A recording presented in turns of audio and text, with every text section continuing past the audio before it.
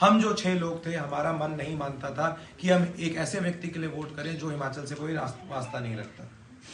हमारा मन नहीं मानता था कि हम एक ऐसे व्यक्ति का समर्थन करें जिसके साथ हमारी आज तक कभी बातचीत ही नहीं हुई थी। हर्ष महाजन जी जो दूसरी तरफ भारतीय जनता पार्टी के प्रत्याशी से, जैसे मैंने अभी बताया, 10 साल के लिए उन्होंने एक पद के माध्यम से, मंत्री पद के माध्यम से पूरे के पूरे हिमाचल प्रदेश सरकार का जो है संचालन किया हुआ था। कांग्रेस से वो बीजेपी में आए, वो एक अलग बात थी, परंतु वो एक लोकल व्यक्ति थे। तो जब हमने उस व्यक्ति के लिए वोट करा, उसी के बाद एक गैर संवैधानिक तरीके से, बेबुनियादी तरीके से हमें विधानसभा से निष्कासित कर दिया गया। मैं आपको बताना चाहता हूं, गौरतलब हमने और मेरे साथ जो 5 और विधायक थे, हमने विधानसभा से इस्तीफा नहीं दिया। हमने इस्तीफा नहीं दिया था। आपने मेरे को चुन के 5 साल के लिए भेजा था। जैसे अभी बताया गया, अभी कहा गया कि 16,000 का जो है एक 28 वर्षीय लड़का मार्जिन लेके गया था। ये गगरेट के लिए जो है बहुत ही ऐतिहासिक बात थी। मेरे ऊपर क्या था कि मैं 1.5 साल के ऊपर ऐसा कोई जोखिम उठाऊं। जोखिम अगर मैंने उठाया था तो बहुत सोच समझ के उठाया था। उन बातों पे भी मैं आऊंगा, परंतु हमने लोकतांत्रिक तरीके से अपनी बात को आगे रखने के लिए सिर्फ जो है एक स्टेप उठाया था। हमने रिजाइन नहीं करा था। हमने कोई गैर कानूनी जो है गतिविधि में जो है हमने कहीं पार्टेक नहीं किया था। हमने कहीं पर भी गैर संवैधानिक जो है अपनी तरफ से कदम नहीं उठाया था। भारतीय जनता पार्टी जब हमने ज्वाइन करी, भारतीय जनता पार्टी की जो हमारी हाई कमांड है, जो हमारे प्रदेश की लीडरशिप है, मैं उनका धन्यवाद करता हूं कि उन्होंने मेरे ऊपर और भी मेरे साथ जो 5 अन्य व्यक्ति थे उनके ऊपर भी जो है विश्वास जताया। क्यों जताया? क्योंकि हमने उनके साथ कुछ बातें साझा करी जिन मुद्दों को लेकर हम आपके बीच में आए थे। जैसे अब मैं आज आपके बीच में आया हूँ, 1.5 साल पहले भी जो है हम वोट मांगने के लिए आए थे, बातें मैंने आपके साथ करी थी। मैंने जब कांग्रेस पार्टी नहीं भी ज्वाइन करी थी, मैं मात्र 3 बातों के बारे में जो है हमेशा अपना पक्ष रखता था और मत रखता था। वो शिक्षा था, स्वास्थ्य और रोजगार था।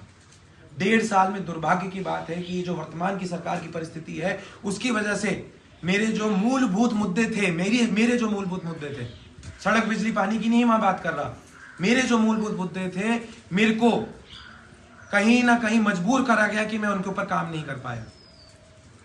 1.5 साल पहले आप जितनी भी यहां महिलाएं बैठी हैं, आप जानते हैं कि कांग्रेस पार्टी ने क्या वादा करा था। घर घर जाके एक फॉर्म भरवाया गया था जिसमें बोला गया था कि आपको प्रति माह 1500 रुपए दिए जाएंगे। इसके विरोध में मैंने विधानसभा में सवाल भी पूछा कि वो 1500 रुपए कब दिया जाएगा, जिसपे माननीय मुख्यमंत्री जी ने मेरे को अपने दफ्तर में बुला के बोला कि ये सवाल आपका पूछने का नहीं है, क्योंकि आप सत्ता पक्ष के विधायक हैं। अब आपने मेरे को सत्ता में बैठने के लिए भेजा था और सत्ता का सुख भोगने के लिए भेजा था, या आपने मेरे को आपकी आवाज उठाने के लिए भेजा था? उस विधानसभा के माध्यम से मैंने 100 सवाल, अभी तो देखिए अब तो 60 दिन का साइकिल है, अभी तो 60 दिन में माहौल जो है गरमाएगा अभी चुनाव का। अभी ये जो लोग मेरे ऊपर आरोप और प्रत्यारोप लगा रहे हैं, उनके साथ मैंने बहुत सवाल जवाब करने हैं।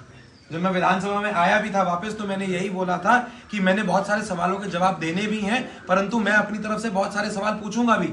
आपको पता है कि जब मैं सक्रिय हुआ था, चाहे हम स्वास्थ्य की बात करते हैं, हमने एम्बुलेंस की सेवा से हजारों लोगों को अस्पतालों तक और अस्पतालों से घर तक पहुंचाया है। उज्ज्वला ग्राम शक्ति योजना के अंतर्गत मैंने हजारों की संख्या में जो है लाइटें लगाई हैं, अपने खुद के मौन मतलब के लिए नहीं, एक जन सुविधा जनता तक पहुंचाने के लिए। शिक्षा के क्षेत्र में हमने स्कूलों की सुविधाओं को बढ़ाने के लिए 1.5 वर्ष में प्राथमिकता अगर दी है तो स्कूलों को दी है। हर एक स्कूल के एनुअल फंक्शन में मैं खुद गया हूँ, टीचरों के साथ मैंने हर मर्तबा जो है वहां पर बैठ के बैठक करी है, प्रिंसिपल्स के साथ मीटिंग करी है, वहां की सुविधाओं को सुधार करने के लिए मैंने कार्य करा है। मेरी जो शिक्षा में शक्ति की स्कीम थी, उसके माध्यम से हजारों सैकड़ों बच्चों को जो है हमने स्कॉलरशिप प्रोवाइड करी है। रोजगार के क्षेत्र में हमने अपने इंडस्ट्रियल एरिया में सैकड़ों हजार वर्कर्स के साथ बातचीत करके उनका मुद्दा विधानसभा में उठाया है। हमारे जो इंडस्ट्रीज मिनिस्टर हैं, उन्होंने, जो कांग्रेस पार्टी से हैं, आज मेरे को अब सब दगेबाज और धोखेबाज बुला रहे हैं, परंतु उन्होंने मेरी खुद की प्रशंसा करी थी विधानसभा में कि ये एकमात्र ऐसा विधायक है जिसने ठेकेदारों के अंडर काम करते हुए लोगों की आवाज जो है पहली बारी विधानसभा में उठाई है।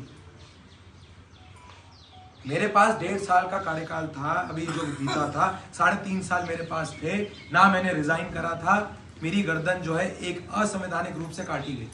मैंने राज्यसभा के इलेक्शन में अगर वोट किया तो अपनी अंतरात्मा को सुनते हुए, जब हम शिमला में थे और ये दौर चल रहा था वोटिंग का, जैसा अब आपको पता है पंचायत के भी चुनाव होते हैं, तो उससे 2-3 दिन पहले माहौल गर्माता है।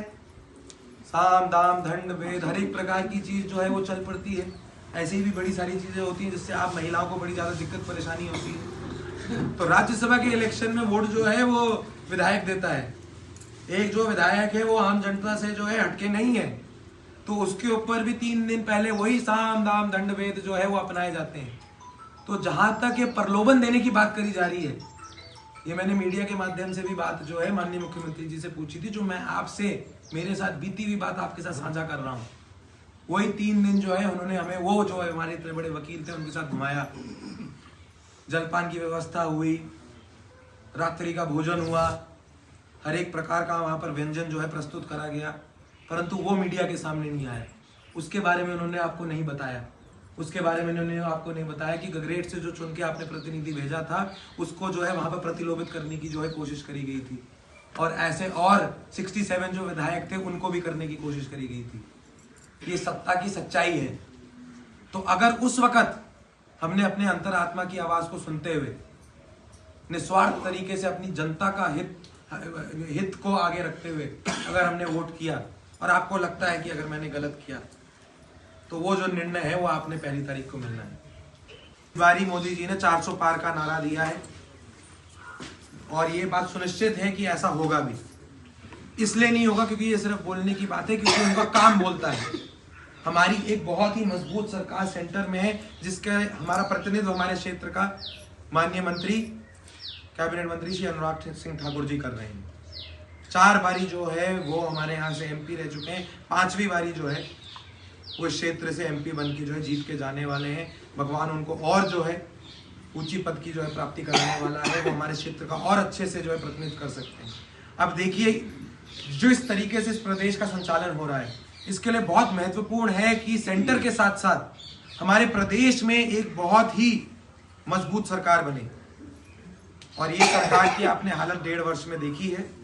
भारतीय जनता पार्टी के अध्यक्षता के अंतर्गत हिमाचल में भी एक बहुत ही मजबूत सरकार बनना बहुत महत्वपूर्ण है, ताकि सेंटर के साथ साथ प्रदेश का भी जो है संचालन अच्छे तरीके से करा जा सके। अब देखिए, वो जो 3 निर्दलीय विधायक हैं, उन्होंने भी भारतीय जनता पार्टी के कैंडिडेट के लिए राज्यसभा के इलेक्शन में वोट करा। आप मेरी बात छोड़ दीजिए, मेरे बारे में ये जो कुछ चुनिंदा लोग हैं, 15-20 लोग इतनी सारी बातें कर रहे हैं। आप देखिए कि वो जो 3 व्यक्ति हैं, वो तो इंडिपेंडेंट विधायक थे, वो तो भाजपा को उनकी सरकार बनने के बाद भी सपोर्ट कर सकते थे। उन्होंने लिख के रिजाइन दिया है, क्योंकि उनको पता है कि ये जो सरकार है ये अल्पमत की सरकार बन चुकी है।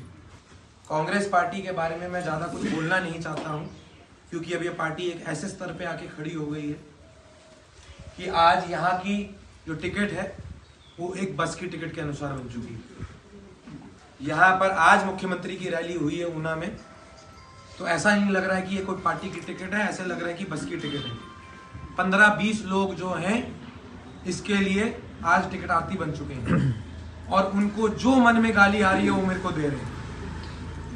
जो हमारी क्षेत्र की जनता है उनको भ्रमित करने के लिए जो बात उनके मन में आ रही है वो बोल रहे हैं, मेरे पिताजी के बारे में, मेरे बारे में, मेरी संस्था के बारे में, मेरे साथ जुड़े हुए लोगों के बारे में, जैसे अभी कहा गया, और मैं 100% उस बात के साथ वास्ता रखता हूँ।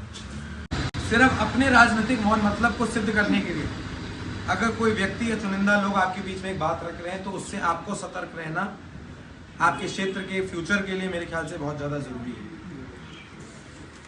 मेरा मिशन क्या है, मेरा विजन क्या है, वो बहुत ज़्यादा मेरे को आपको बताने की ज़रूरत नहीं है, बट ये बात मैं आपको ज़रूर बताना चाहूँगा।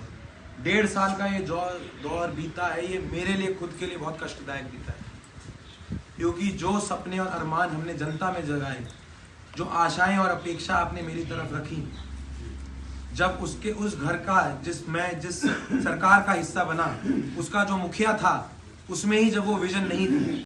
आपके पसंदीदा और भरोसेमंद चैनल अब तक न्यूज़ चैनल से अगर आपके पास है कोई खबर या कोई विचार, आप कीजिए हमें नीचे दिए गए नंबर पर संपर्क और हम बनेंगे आपकी आवाज़।